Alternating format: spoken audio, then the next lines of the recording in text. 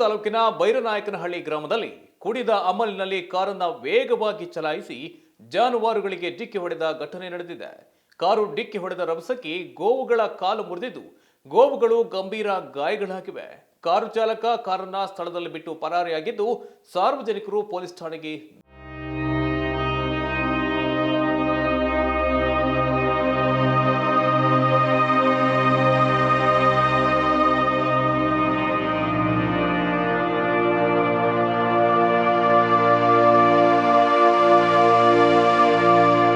ಬೈರನಾಯಕನಹಳ್ಳಿ ಗ್ರಾಮದ ರೈತ ನಾಗರಾಜ್ರವರಿಗೆ ಸೇರಿದ 2 ಹಸುಗಳಿಗೆ ಹಾನಿಯಾಗಿದ್ದು ಅವರ ಜೀವನಕ್ಕೆ ಆಸರಿಯಾಗಿದ್ದ ಗೋವುಗಳ ಸ್ಥಿತಿ ಚಿಂತಾಜನಕವಾಗಿದೆ.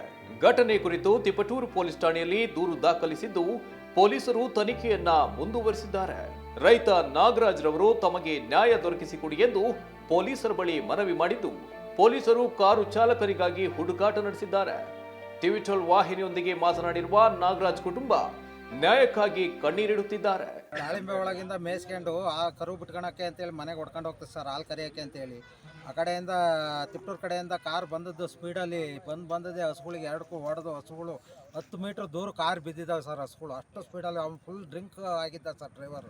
ಕೇಳೋಕ್ಕೆ ಅಂತ ಹೋದರೆ ಹೊಡೆದಾದ್ಮೇಲೆ ಕೇಳೋಕ್ಕೆ ಅಂತ ಹೋದ್ರೆ ನನ್ನೇ ಹಿಡ್ಕೊಂಡು ಹೊಡೆದು ಹಂಗೆ ಎಲ್ಲರೂ ಹಾಕಿಬಿಟ್ಟ ಸರ್. ಅವ್ರು 3-4 ಜನ ಸೇರ್ಕೊಂಡವ್ರು.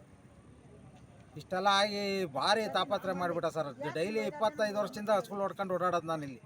ಇವತ್ತೇನು ಹೊಸ್ತಲ್ಲ, ಪುಡಿಯಾಗಿ ಹೋಯ್ದಾವೆ ಸರ್. ಹಸುಗಳಲ್ಲಿ ಏನೂ ಇಲ್ಲ, ಮೂಳೆ ಎಲ್ಲ ಜೀವ ಒಂದೈತೆ ಅಷ್ಟೇ ಸರ್. 2 ಎದಾಳಲ್ಲ, ಆ ಥರ ಬಿದ್ದಿದ್ದಾವೆ.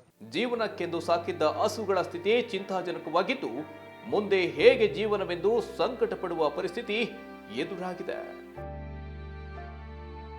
ಉಮೇಶ್, ಟಿವಿ12 ಕನ್ನಡ, ಅರಸೀಕೆರೆ.